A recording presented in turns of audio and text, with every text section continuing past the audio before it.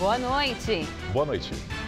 Dias Toffoli toma posse como presidente do Tribunal Superior Eleitoral. Professores em greve fazem novo protesto e bloqueiam vias importantes da capital paulista. Sistema de denúncias pela internet já é responsável por 1/3 das informações passadas às polícias de São Paulo. Nível do sistema Cantareira não para de cair. Está agora com um pouco mais de 8% da capacidade. E a crise no abastecimento afeta bares e restaurantes que estão adotando medidas para economizar água.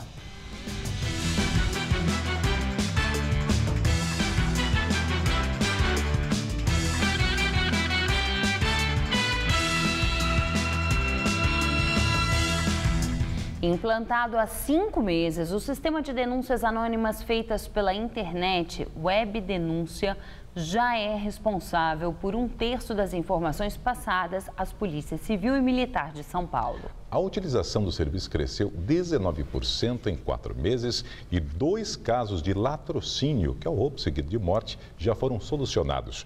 O Web Denúncia veio se somar ao Disque Denunciar. Assim como no 181, o anonimato do denunciante é garantido também no Web Denúncia. Nós garantimos o sigilo total, o anonimato, a pessoa não precisa se identificar ou ligar para o 181, e nós não gravamos a conversa e não temos o identificador de chamada telefônica. No caso da internet, também a pessoa não precisa se identificar para fazer a denúncia e nós não guardamos ou gravamos o IP, que é o endereço do computador da pessoa. As informações vão para o Instituto São Paulo contra a Violência, parceiro do governo do estado na gestão dos serviços de denúncias relacionadas a crimes. A privacidade, a quantidade de informações e a rapidez do serviço têm feito o número de denúncias feitas pela web aumentar. Em dezembro, um mês após o lançamento do site, as denúncias registradas na plataforma representavam 8% do total. 4 meses depois, o número subiu para 27%. Nos primeiros 4 meses deste ano, a maioria dos relatos foram relacionados ao crime de tráfico de drogas. Em segundo lugar, estão pistas sobre roubos, seguidas de informações sobre procurados pela polícia. Além da riqueza de detalhes que a pessoa pode fornecer preenchendo os formulários na internet, uma outra vantagem do Web Denúncia é que agora o denunciante pode incluir anexos como fotos e vídeos que ajudem a polícia a identificar os criminosos. A mais recente vantagem de usar o serviço é a recompensa anunciada pelo governador Geraldo Alckmin na semana passada. Pistas que levem à solução de crimes, prisão de suspeitos ou procurados serão recompensadas em até R$50 mil. As 2 primeiras recompensas pela solução de latrocínios já foram afixadas pela Secretaria de Segurança Pública, no valor de R$5 mil cada. Outras 10 serão anunciadas nos próximos dias. Se aquela denúncia ajudou, realmente foi conclusiva para resolver um caso, o cidadão vai receber, através do sistema Web Denúncia, um número de cartão, o número de protocolo e uma senha. Ele pode retirar em qualquer agência do Banco do Brasil, né, de uma forma completamente anônima, e segura. Quase 74 mil casos já foram solucionados com o auxílio de denúncias anônimas no estado. Tribunal de Justiça da União Europeia decide que o Google deve apagar dados pessoais de usuários. O tribunal votou nesta terça-feira a favor de um cidadão espanhol que entrou com uma ação depois que pesquisou seu nome no Google e viu surgirem vários links associados a um leilão de imóveis vinculado a um embargo em 1998, que mostravam alguns de seus dados pessoais. O gestor de um motor de búsqueda. O tribunal entendeu que os usuários das ferramentas de busca, como o Google, podem exigir que suas informações pessoais, que são processadas e armazenadas pelos servidores, sejam apagadas. A seguir, nível do sistema Cantareira não para de cair. E a crise do abastecimento atinge em cheio bares e restaurantes. Estabelecimentos estão treinando funcionários e conscientizando clientes a economizarem água. Professores da rede municipal de São Paulo mantêm greve e fazem protesto pela cidade. À tarde, a Avenida Paulista chegou a ficar bloqueada nos 2 sentidos.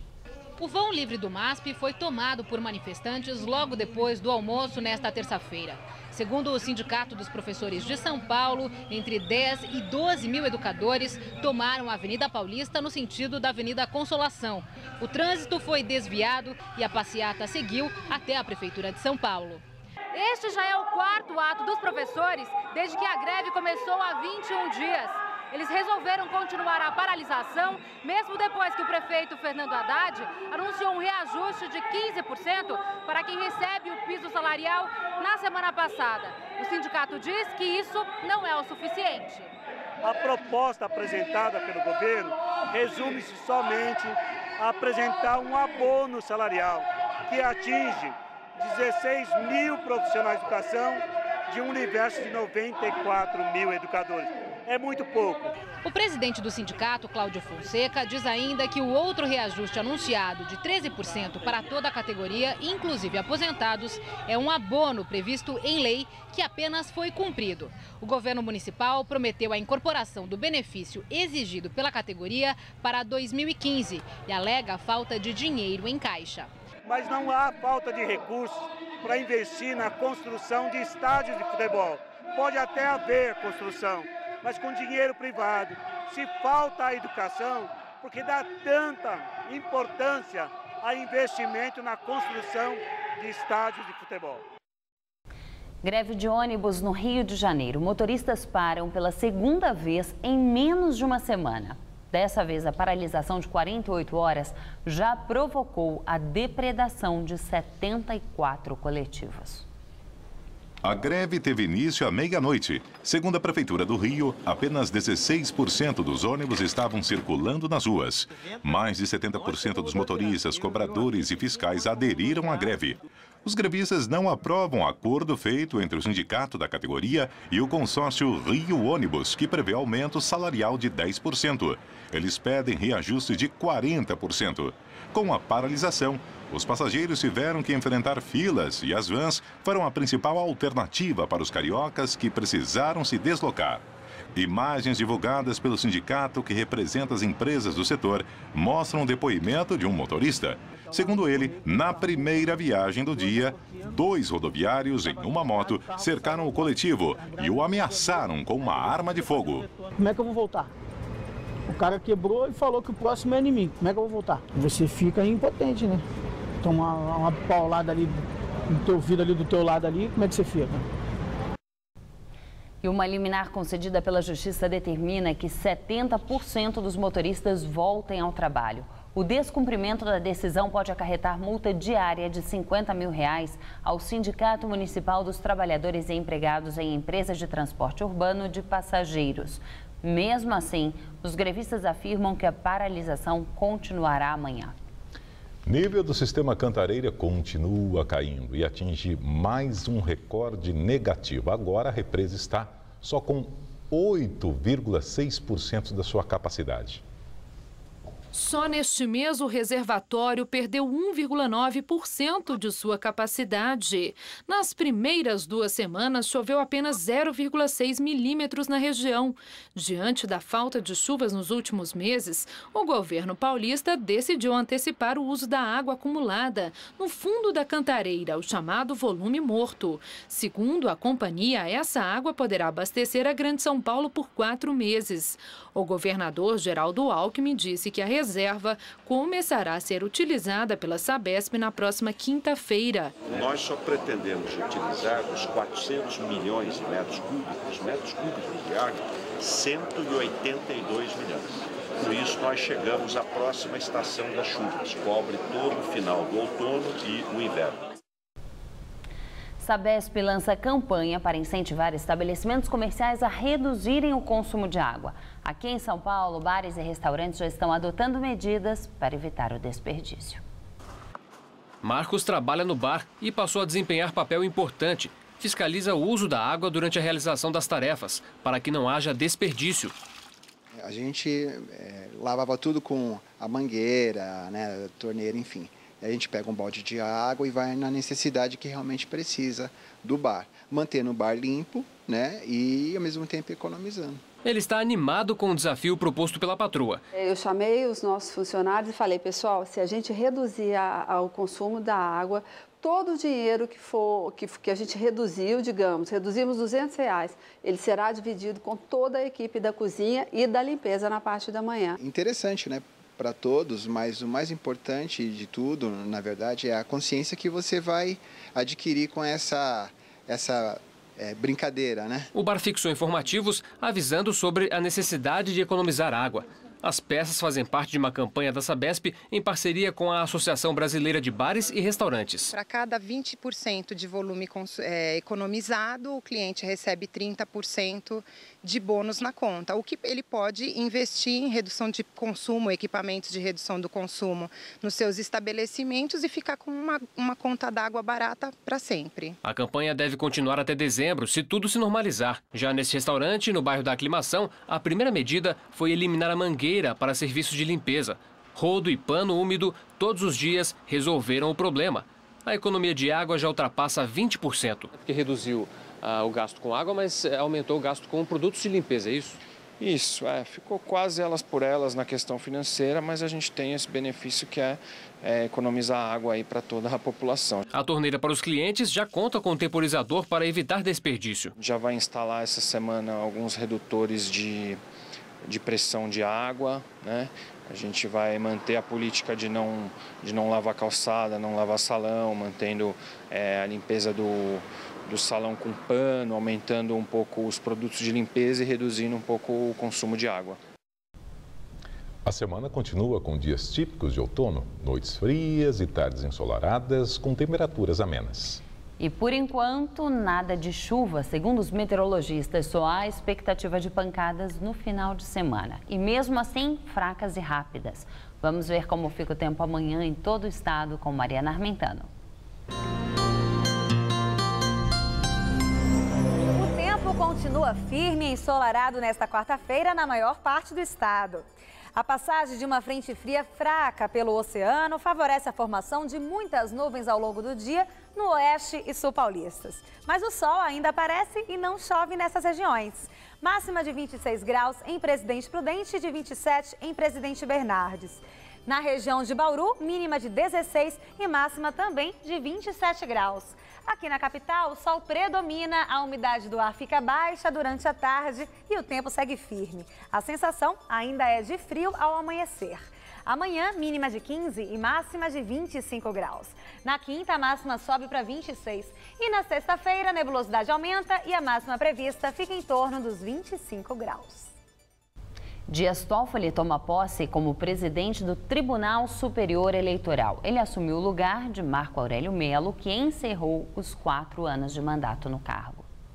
A cerimônia de posse aconteceu agora à noite na sede do TSE em Brasília.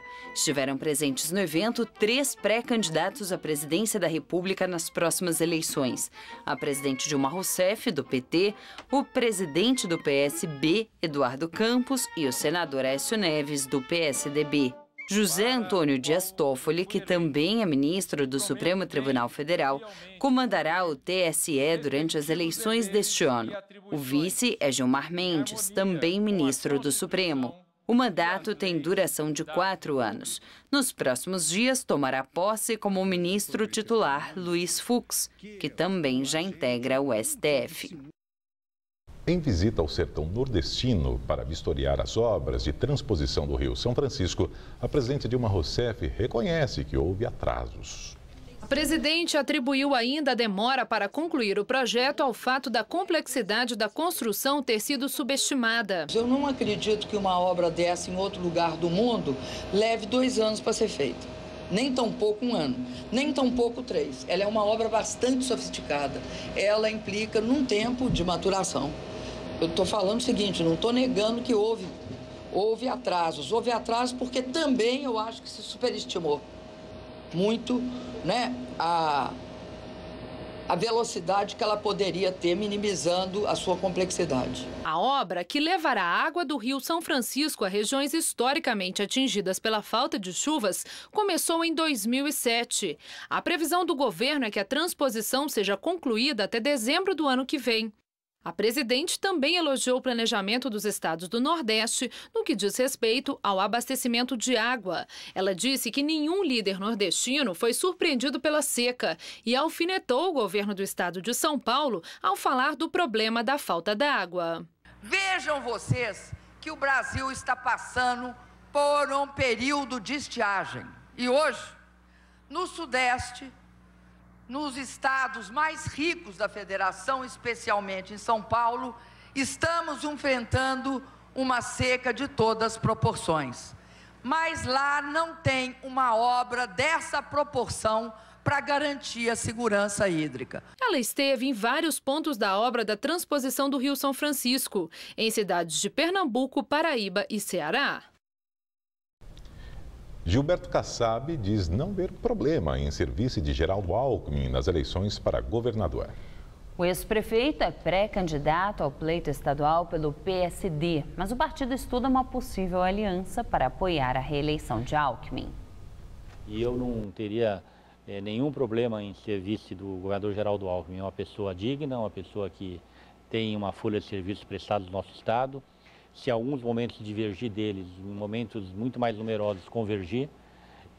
Disputei com ele numa campanha de alto nível as eleições de prefeito de São Paulo, venci as eleições, ele me apoiou no segundo turno, não ficou nenhuma mágoa, porque 2 anos depois eu apoiei na sua eleição para governador, portanto, respondendo a sua pergunta, não teria nenhum problema, assim como das outras vezes. CPI da Petrobras. Acontece amanhã no Senado a primeira reunião da Comissão Parlamentar de Inquérito que irá investigar denúncias envolvendo a companhia. Hoje, o presidente do Senado, Renan Calheiros, indicou nomes da oposição para compor a comissão. Os senadores Ciro Miranda e Lúcia Vânia, do PSDB, e Wilder Moraes, do DEM, foram os escolhidos. No entanto, logo após o anúncio, Lúcia Vânia e Wilder recusaram. De acordo com o Senado, a comissão poderá começar a funcionar mesmo sem a participação destes senadores. Amanhã deve ser escolhido o presidente da comissão. E vamos ao comentário de José Neumann e Pinto. Pois é. Dia destes, o desembargador Luiz Toledo César escreveu um artigo no Estadão dizendo que Lula estava certo quando disse que 80% do julgamento do mensalão foi político e 20% jurídico. Afinal, o próprio Lula não foi réu nem foi condenado. Pois é, isso põe em discussão a questão do teflon do Lula, né? O Lula, nada de sujeira pega no Lula. Nesta semana, ele deu na Bahia um bom exemplo de porque é que isso acontece. Ele deu uma entrevista para o Jornal à Tarde e produziu uma daquelas pérolas impagáveis. Ele disse que a oposição quer a CPI da Petrobras para poder achacar empresários que negociam com a Petrobras, prometendo tirá-los da CPI. Bom, aí você me diz, e o que é que isso tem a ver com o teflon? Ele nunca poderá ser processado por isso, porque ele não acusou ninguém diretamente, não deu o nome de ninguém. Além do mais, ele não acusou nenhum crime, ele previu. A questão agora é saber se a população tem a mesma credibilidade, a mesma boa vontade que tinha antes em relação a esse tipo de lorota, quando, por exemplo, na campanha dele e depois na campanha de Dilma Rousseff, o PT espalhou por aí que o PSDB ia privatizar a Petrobras e o Banco do Brasil, levando inclusive o Geraldo Alckmin a vestir uma jaqueta com os logotipos das estatais, né? Pois olha, eu não sei não, hein? Pode ser até que ainda haja assim, muita esperança e muita fé no que o Lula diz. Mas hoje mesmo eu fui fazer uma palestra na Uniítalo e quando uma aluna me perguntou qual era o legado da Copa, eu disse nada, o auditório veio abaixo. Então eu fico imaginando que aquela expectativa que o Lula, Dilma e o PT tinham de faturar a Copa do Mundo na eleição, está bastante periclitante. Vê-se uma virada de ânimo da população em relação a isso. Não estou querendo dizer que por isso ninguém acredite mais nele. Agora, ponho em dúvida essa fé. Bom, na quinta-feira eu volto direto ao assunto. Inter. O governo da Nigéria admite estar negociando com o grupo radical islâmico em troca da libertação de mais de 200 estudantes. O governo nigeriano declarou que montou um comitê para negociar com o Boko Haram e espera que a situação seja resolvida por meio do diálogo.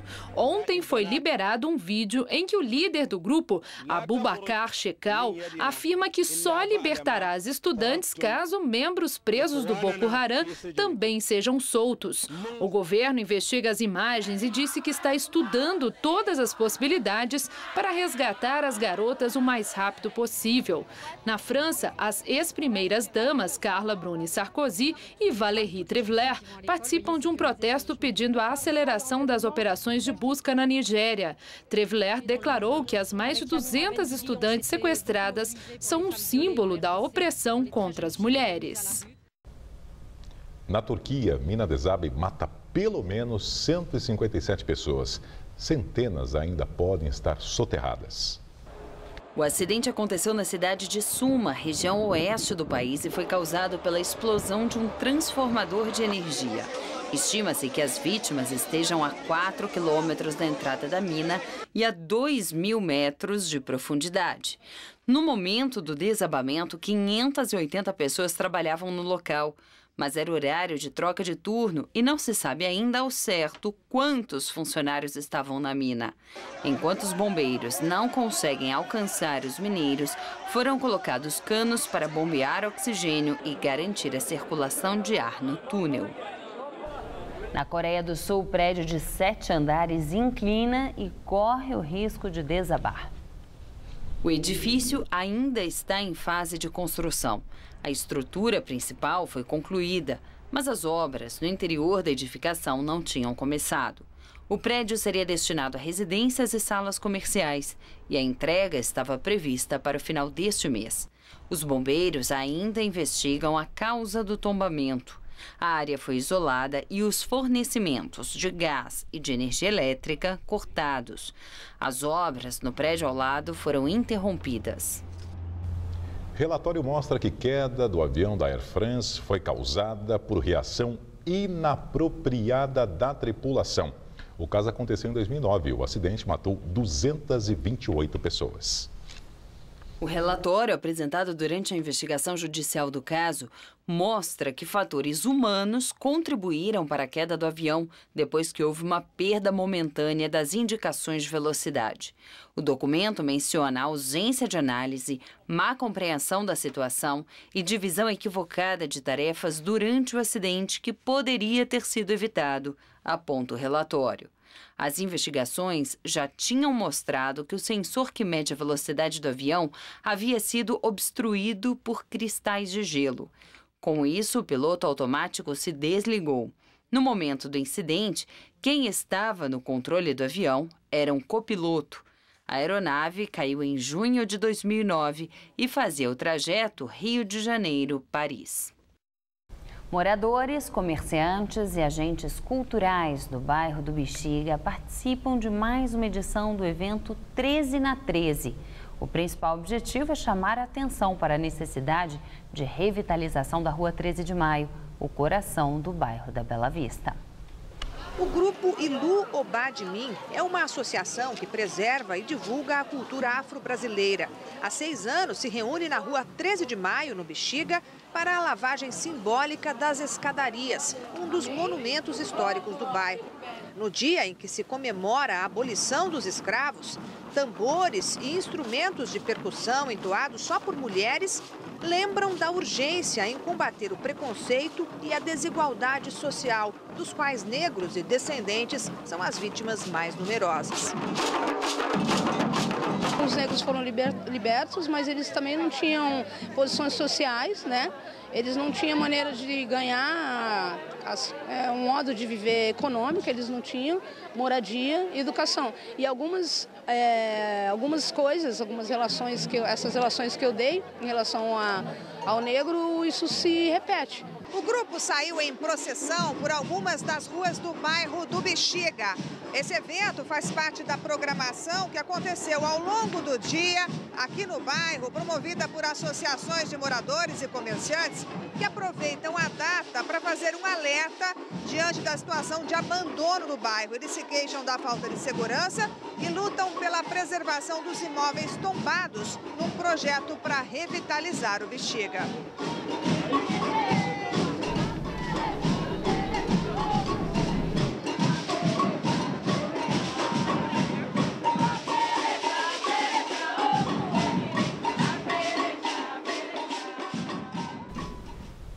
A edição das 10 do Jornal da Gazeta termina aqui. Boa noite e até amanhã. Fique agora com o Rony Fon no Todo Seu. Uma boa noite e até amanhã.